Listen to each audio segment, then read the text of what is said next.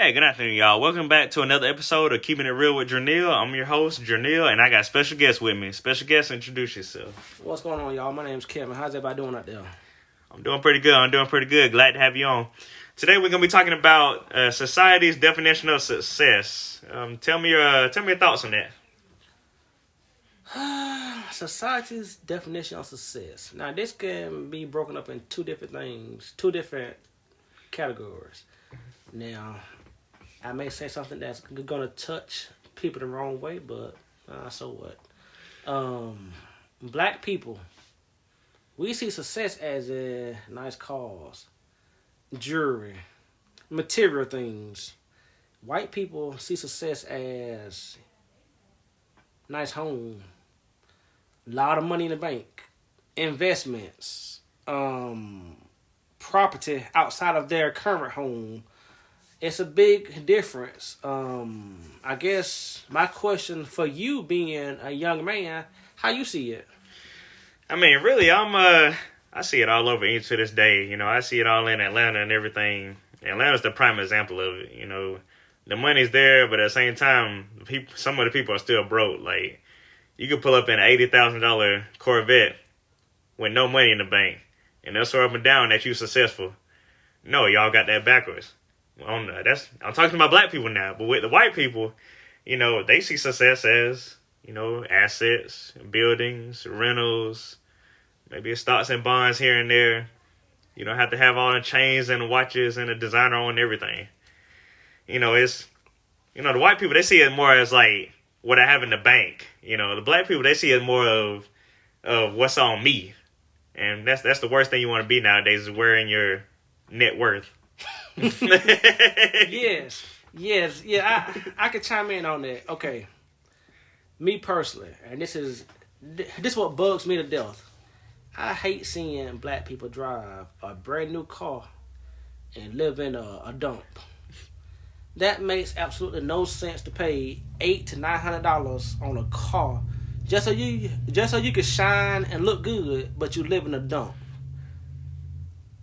To me, you have a closed mindset and you're working backwards.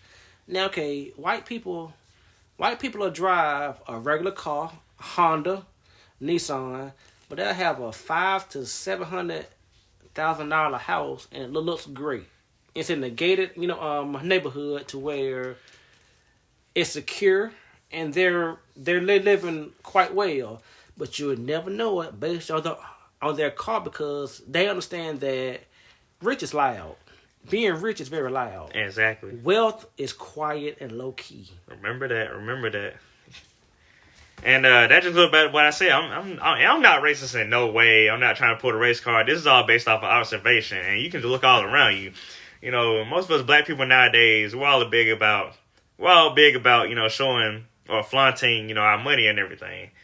Say like if I had $100,000 or even $1 million, I feel the need to, wear some designer, maybe all the watches, all the rings. You'll see me as being the loudest person in the room compared to the next white guy. He has $1 million in his account, but you might see him pull up in, like an old school Honda. You might see him hop out in like maybe just an average shirt and some blue jeans. That's it. You really can't tell that he got money unless you actually tell him. And that's where I believe that we're actually moving backwards. We're actually hustling backwards. We're hustling for attention, Exactly. We're hustling for attention. I agree. Yes. And from a black person's standpoint, hustling for attention, it will have you get robbed. All day long. Because, believe it or not, people see you flexing. And people who truly don't have it, and they see and they think that you have it, they gonna get what they think that you have. Exactly. That's just how it will work now. So, as I say, it's best to be low key. But what is true success now in today's world? Me personally, I think success it's not always about money. I'm so tired of everybody in the young social media world who just feel like money is just the end all be all. Oh, it's not. Trust me. We need money all day, every day for, everyday items. Right. But it does not have to be your end all, be all day, every day. It's not the end result, is it? No. What's your mindset like? Are you successful to where you're to where you wake up happy all day, every day, going to a job that you're truly happy on? Or And that's a major factor.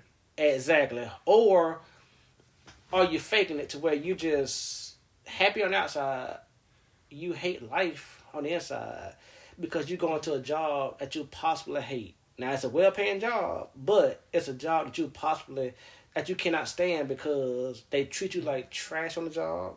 Mm-hmm. On top of that, you're not appreciated for your hard work. And here's the big one.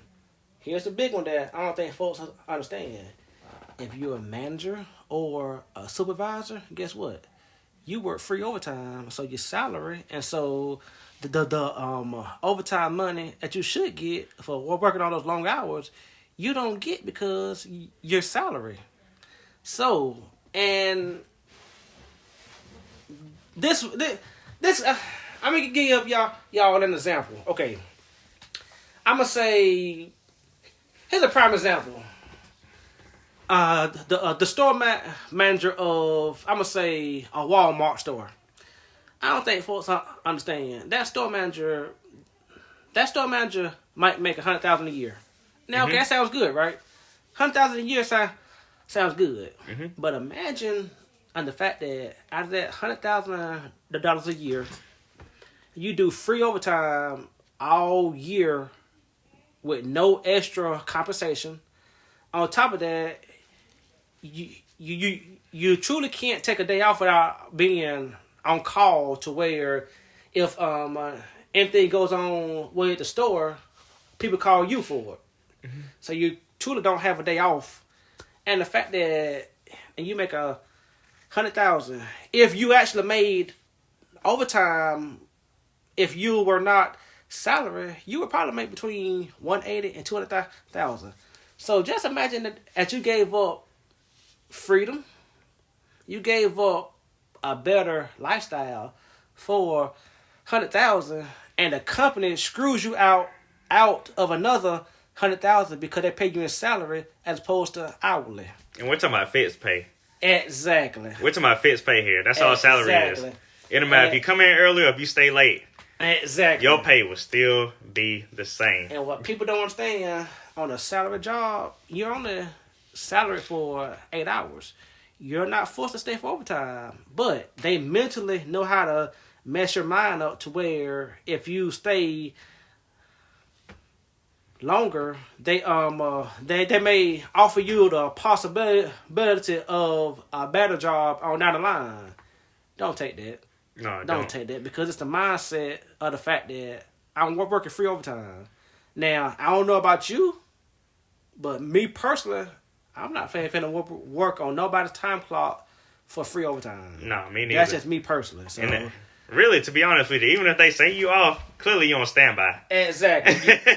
You're not truly off. I mean, they can rationalize it any way they want to, but even if they say you off, like, oh, you off, or you got your off day today, but let them be shorthanded.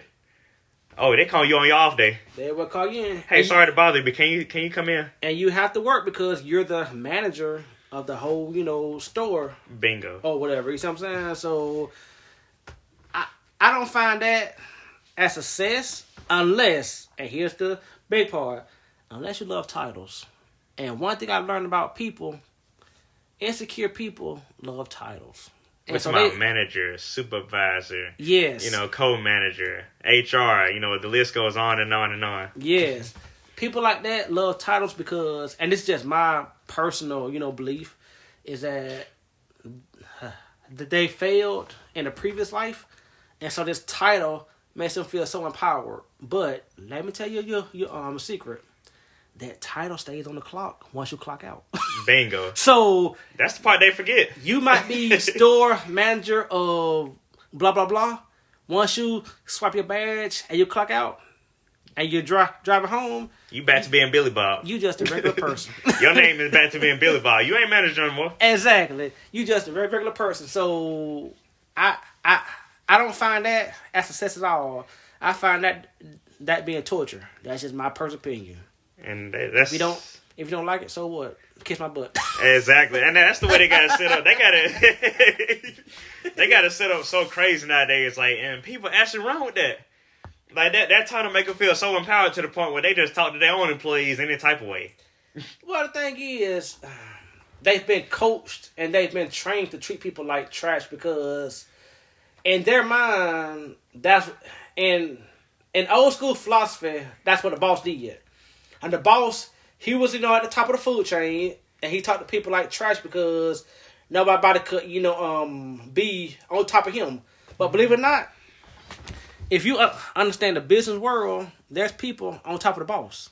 It's called shareholders. You know what shareholders do? Shareholders control the stock. Which means that they make way more money than the CEO.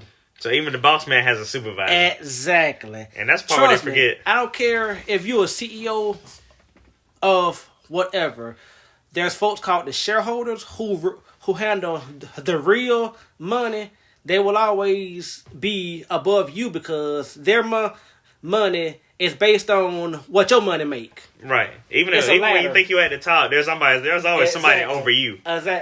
Unless your title is owner, you will always work for other folks. And the owner is always the pinnacle. Exactly. The owner is the pinnacle. Unless you're not the owner, there will always be somebody above you. Exactly. That's why it makes no sense to be talking to people on the job any type of way. We all have been through it before. They get a little bit ballsy. They feel manager, warehouse manager, Yep. HR or anything of that nature. Yep. They get a little bit of power for about 8 hours, maybe 10 hours, maybe even 12 hours. Their power start going to their head. But outside of work hours, they're back to they're back to their daily lives. They're back to their daily lives. That's what I said. Like, man, go ahead. I got a story, but I don't know if I should tell it because it's a tad bit vulgar. But maybe I would. Okay, I tell it. I had a store manager one time, and he was a butthole. I mean, he was straight out butthole. Me and him had some words, and I said something to him that humbled him so bad where he ended up quitting. He accused me of something that I didn't do. I told him I didn't do it, but he wanted to pick on me because I was the new guy on the job. That's messed up. And so I personally told him I questioned his manhood. So basically, what I did, I told him to his face in front of a group of guys I will work with, how does it feel to suck another man's blank to where you have to keep.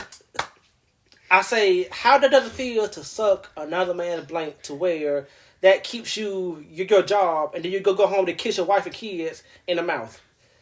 He looked at me as if to say, no, this little black ass dude didn't say this. I said it to his face. He felt so uncomfortable because other guys behind me was laughing, and it made him feel so bad to where 2 weeks after that, he quit. Now, I don't like to humble people like that, but sometimes you have to put people in their place with harsh words. Now, was I wrong for saying that? I was wrong for saying it, but it needed to be said so he could understand that you can't talk to people all type of ways, and on top of that, you cannot talk to people all type of ways while it's an audience behind them to hype yourself up. Right. Because that person is going to flip it on you, and he going to make you feel the wrath of it. So, humble yourself. That's going to send their ego through the roof when they do that. Exactly. Usually when they do stuff like that, they look for some kind of attention. Like, it sends their ego through the roof. Exactly.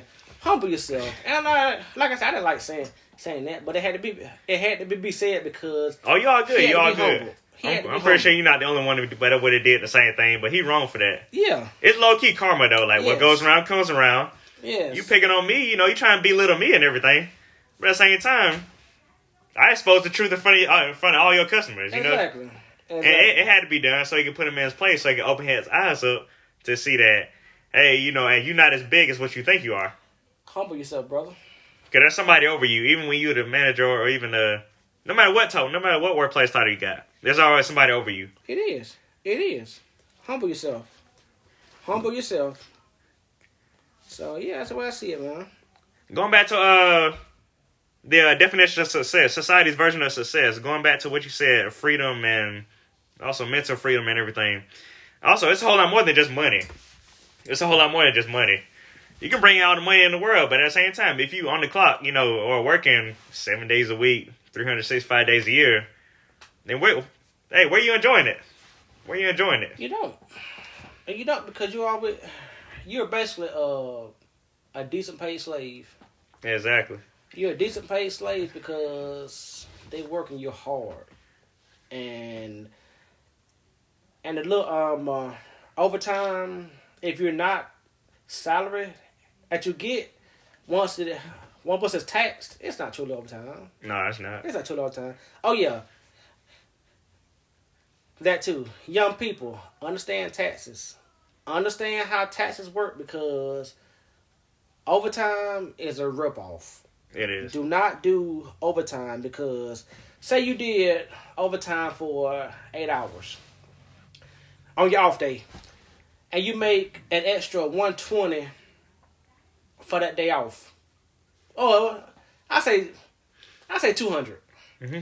Out of that $200, once taxes hit it, you may only see an extra $85 at the most. Right, exactly. Based on taxes. Now, well, was it worth giving up a 4 days off for an extra $85?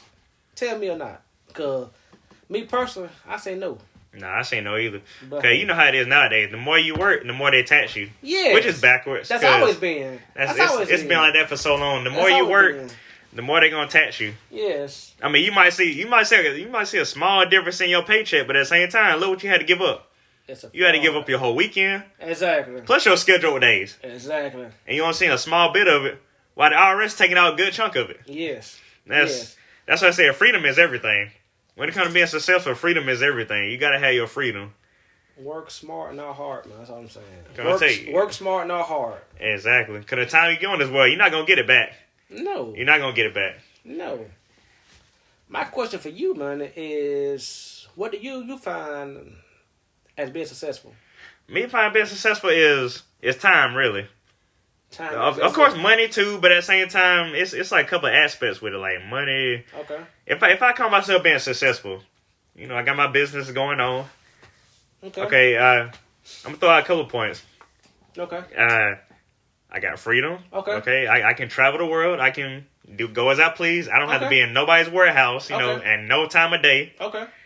It's all about flexibility. Unless it's yours, right? Right. This my flexibility. I can come and go as I please and still make cash. Okay. So flexibility is one thing. And also money from multiple sources. No matter if it's stocks or bonds or if it's rentals or even businesses. It's always good to have more than one income. More than one stream of income. You know what? I hear that all the time, but and here's my big but with that. How do you stay on point to where you can make sure that all your sources of income is actually your sources? I know you may have folks in place to help take care of this and that. How do you make sure that those people aren't stealing from you? That's a good question. Because you can't be focused on 5 or 6 different sources at the same time. Right. And so how do you make sure that those people that you trust, folks that you put, in a great place to help you go from point A to point B, how do you know that they're not stealing off the top and just passing on the crumbs to you? Mind you, you're hiring these people. Okay. You're hiring these people that call your assistants. Okay. Okay. Let's imagine you got your own business. Okay. Which you do. But you also got other businesses and you hiring all these assistants and everything. You tell them like, hey, I need y'all to handle this for me while I'm, handling my thing. Okay. That's a whole lot of trust to put in these people. And basically, I hate to say it, but you just never know until it happens. Exactly. You just never know until it happens. And see, the thing is, okay, are you overseeing them as they oversee things? Because sticky fingers. True. So true. Sticky fingers. Basically, yeah. Like people can see a lot of money, and then see. Here's the part where envy comes into play, to where they be like, okay, well, you know what? I know I work under him, and he doing well. He won't miss 5,000 here, 5,000 there. That thing, you know, in a 2-year time frame, they've stolen 1.2 million from you. So how do you combat the fact that, okay, well, I trust these folks, and yet, at the same time, something ain't right. Everything I'm supposed to have, as in monthly income, is not coming in and adding up right. How do you handle that? Well, basically, that's part where it turns to a big headache. Like you said, you got all these businesses and everything. You're putting all your trust into all these people. You're overseeing them, and they're overseeing your money part. Okay. But at the same time, like, soon as things hit the fan, that's when everybody has to have a business meeting. Okay. You just never know until it actually happens. You just never know until it's too late. I guess my question is, even though you have 7 sources of income, and you got folks in place to take care of those things, are you making sure that you're on top of things, as in to know what they should be doing? You got to. Okay. Got to. That's my main point. You got to. Okay. And I know it seems like, a hell of a headache, but you got to. Okay. Even if it means like double working yourself, but at the same time, the big payoff is, better safe than sorry. Exactly. Better safe than sorry. And sometimes this might be a great thing, because you may find a snake who been stealing from you, and who been envious of you the whole time. So this might be a blessing in disguise. Yeah, exactly, because I think let's all be real here, because that's what the title of the show, Keeping It Real with Jerneal. Let's all be real here. You barely know these people from a can of paint. You don't really fully know these people. You don't 100% know these people. But you hired them now. But you hired them. But you hired them. So you hired them now, and they stole from you. Who take the blame on that? Partially you and them. It's partially both of y'all. Cause like, at the same time, you thought you had somebody you could trust. Did you do a thorough background check based on their background of past jobs? Based on the fact that, here's the main thing: can they be trusted with money? That's the golden question. That's the main thing. That's the golden question. Can it be trusted with money? Because when you overseeing everything that goes in my accounts, and I'm hiring you, yes, like that's a lot of trust. Yes, that's a whole lot of trust. Yes. So as I say, being successful, people see being successful from a social media standpoint of, I got this, I got that. Cars, all this money, material clothes, stuff. Yeah. Rolls Royce and all that. It's not even about that. Mansions. You seen all on Instagram and everything. You could be the most successful person in the world, have $200,000 in the bank, but you could have $1 million in assets, as in buildings, right? As in other property that makes money off you, right? Like I read an article one time, and of course it was on social media. Yeah, people felt like a guy was poor because he had $10,000 in his savings account. Savings, mind y'all, savings. Savings now. He had $5,000 in his checking account, but, and here's the but, he had $1.2 million in investment property. But people saw that he was being poor because all that they saw was checking and savings. They don't understand that investment property, that's more than most people will ever make. Mm-hmm. So that's why we have to change our mindset of how we see success. It's not always about money. It's not always about the dollar amount and material things.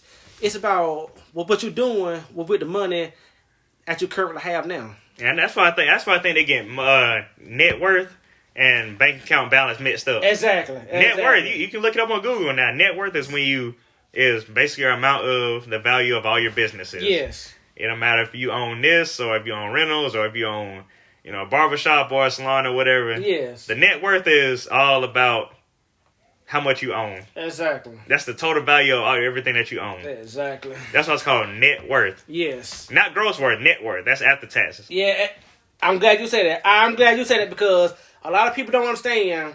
A lot of people don't understand what you make is not what you take home. Exactly.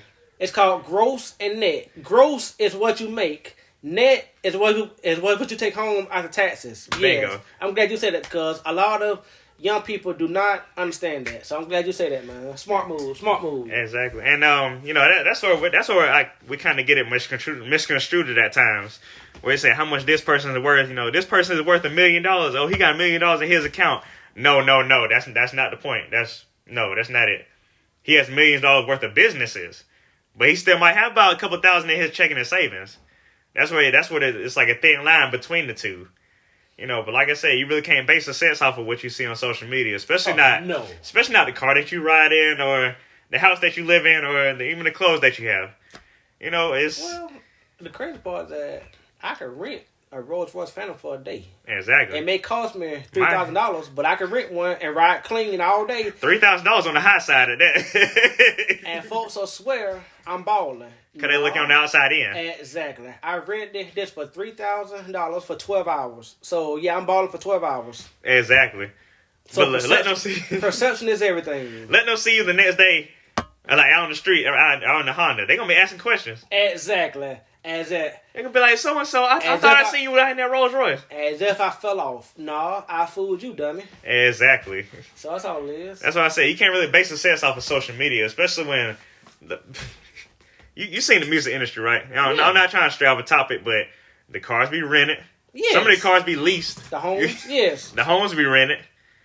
And everything you see flashing at night, they didn't buy that cash. Man, the music industry is the biggest fraud it is, but folks love to be a part of it because success. Exactly. It's the fame of it, you know what I'm saying? Exactly. They chase the fame and they get caught up behind the scenes of being poors on or what. Exactly. They be brokers on or what, man, behind the scenes. Trying to be like their favorite singer or rapper or whatever. Exactly.